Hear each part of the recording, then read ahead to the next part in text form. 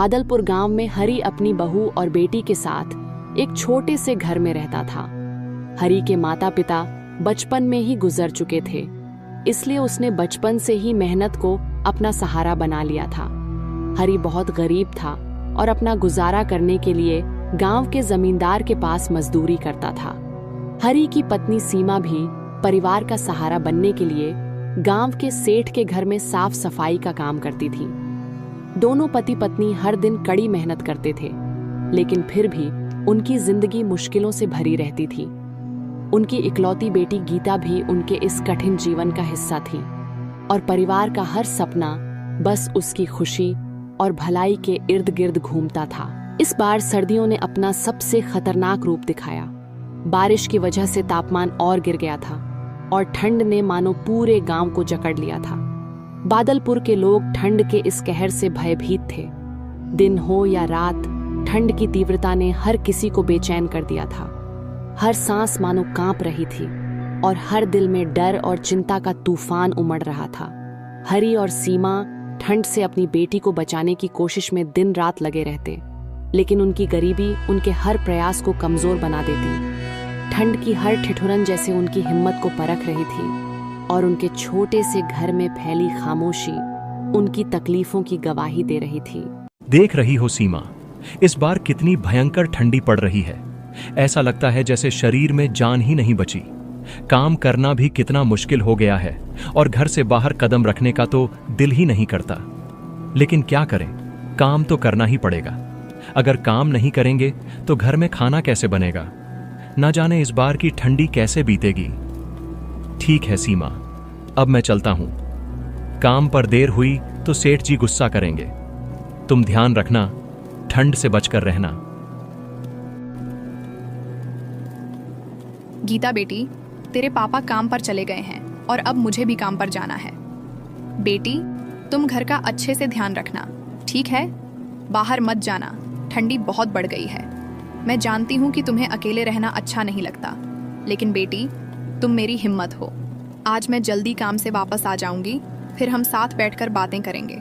मेरा इंतजार करना। ठीक है माँ, मैं घर का ध्यान रखूंगी और ना ही घर से बाहर जाऊंगी। आप चिंता मत कीजिए, मैं आपकी बात मानूंगी। इतना कहकर सीमा भी काम पर निकल गई। थोड़ी ही देर में वह सेठ के घर पहुंची। सेठ, जो स्वभाव से ही कठोर दिल और क्रोधी था, आग के पास खड़ा अपने घर के नौकरों पर गुस्से से चिल्ला रहा था। उसकी आंखों में गुस्से की लालिमा और चेहरे पर कठोरता साफ झलक रही थी। इतने में उसकी नजर सीमा पर पड़ी। वह आंखें तरेरते हुए और गुस्से से चीखते हुए बोला, सीमा, ये तुम्हारा आने का समय है? इतनी देर से? मैं तुम्हें मुफ्त की तनख्वाह तो नहीं देता। मुझे पता है तुम सब लोग सिर्फ मुफ्त की तनख्वाह लेने आते हो। तुम्हारी ये लापरवाही मुझे बेहद निराश करती है। सीमा धीमी आवाज में बोली। उसके शब्दों में डर और अपराध बोध साफ झलक रहा था। सेठ जी, ठंड बहुत हो रही है, जिसकी वजह से मुझे आने में देर हो गई। आज के बाद ऐसा नहीं होगा, मैं माफी चाहती हूँ। हाँ, मुझे सब पता है।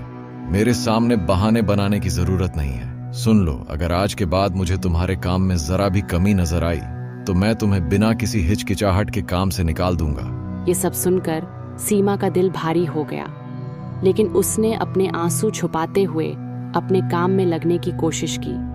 तभी ये सब बातें सुनकर सेठ की पत्नी सेठानी तेजी से वहां आ गई। उसकी आंखों में चिंता और गुस्से का मिश्रण था। वह अपने पति से सख्त लहजे में बोली, क्यों डांट रहे हो इन सब लोगों को? ये भी तो इंसान है, इन्हें भी ठंड लगती है। क्या तुम्हारे लिए इतना काफी नहीं है कि ये सब इतनी कड़कड़ाती ठंड में भी अपने अपने घरों से निकलकर यहाँ काम करने आते हैं? सोचो जरा, इन्हें भी दर्द महसूस होता है, इन्हें भी सुकून चाहिए। थोड़ी इंसानियत दिखाओ।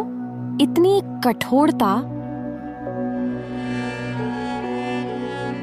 ये सुनकर सेठ अपनी पत्नी से कहता है, तुम इन सब की तरफदारी मत करो। तुम्हें पता नहीं है, समय समय पर इन सभी को डांटना बहुत जरूरी होता है, वरना ये लोग काम चोरी करने लगेंगे और हमारे सर पर नाचने लगेंगे। ये सब पास खड़ी सीमा भी सुन रही होती है। उसकी आंखें शर्म और दर्द से भर जाती हैं। बेचारी सर झुकाकर अपनी बेटी गीता का ख्याल दिल में रखते हुए मजबूरी में अपने काम में लग जाती है। उधर हरी भी जमींदार के यहाँ काम कर रहा था। ठंडी हवाओं में ठिठुरते हुए उसकी उंगलियां सुन्न हो रही थीं, लेकिन काम रोकने का साहस नहीं कर पा रहा था। जमींदार अपनी सख्त निगरानी में हरी और बाकी मजदूरों से बिना रुके काम करवा रहा था।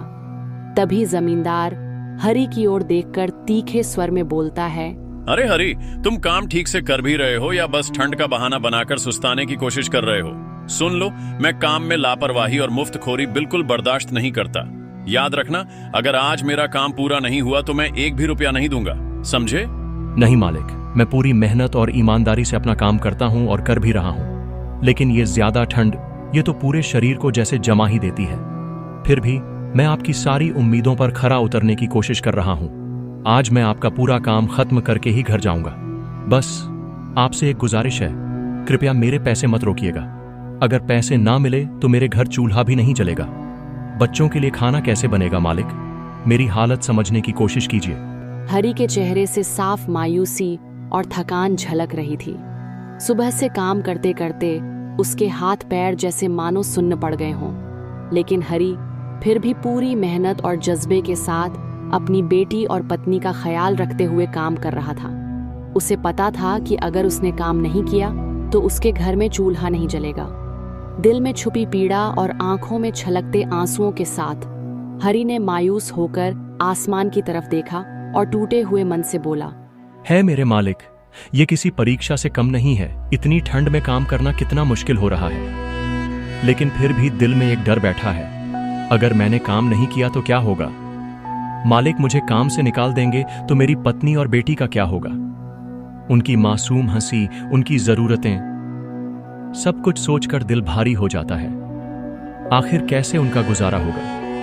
ये ख्याल ही मुझे मजबूर कर देता है इस सर्दी में भी जुटे रहने के लिए। हरी एक गहरी सांस लेता है और फिर अपने चेहरे पर हल्की थकान और संतोष के मिले जुले भाव के साथ अपना काम करने लगता है। दिन धीरे धीरे ढलता जाता है और हर गुजरते पल के साथ उसकी उम्मीदें बढ़ने लगती हैं। जब आखिरकार सूरज ढल जाता है तो वह अपने पसीने से तरबतर हाथों को पोंछते हुए एक उम्मीद भरी मुस्कान के साथ मालिक के पास अपने मेहनत के पैसे लेने के लिए चलता है। मालिक, मैंने सारा काम खत्म कर दिया है। कृपया मुझे मेरे पैसे दे दीजिए ताकि मैं अपने घर के लिए खाना ले जा सकूं। मेरा परिवार भूखा है और उन्हें उम्मीद है कि मैं आज कुछ लेकर लौटूंगा। हरी की सारी बात सुनकर जमींदार गुस्से में तिलमिलाकर और आंखें तरेरते हुए कहता है, अरे अभी कहां से तेरा सारा काम खत्म हो गया? आज तुझे मैं और काम दिखाता हूँ। ऐसा कहकर जमींदार हरी को और देर तक रोक लेता है और उससे काम भी करवाता है। हरी के पास इसके अलावा और कोई रास्ता नहीं बचता। वह चुपचाप काम करने लगता है। उधर बादलपुर गांव में ठंड अपने चरम पर थी।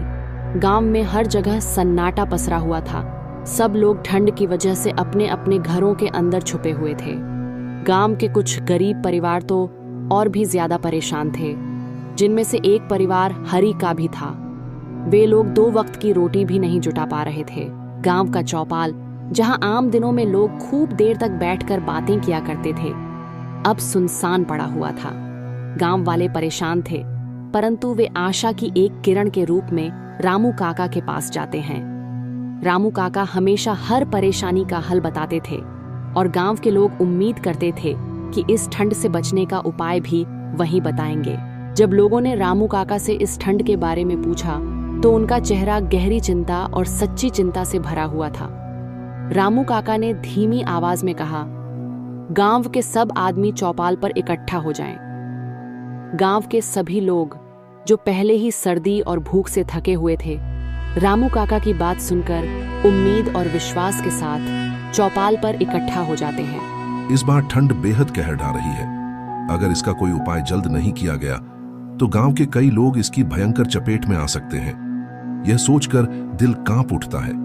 इसलिए मेरे भाइयों और बहनों, गांव के सभी आदमी जंगल जाएं और सूखी हुई लकड़ियां लेकर आएं। हर घर में लकड़ी पहुंचाएं ताकि इस कड़कती ठंड से हमारे गांव का हर एक घर सुरक्षित रह सके।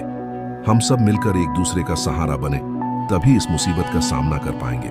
गांव के लोग रामू काका के कहने के अनुसार जंगल लकड़ी लेने चले जाते हैं।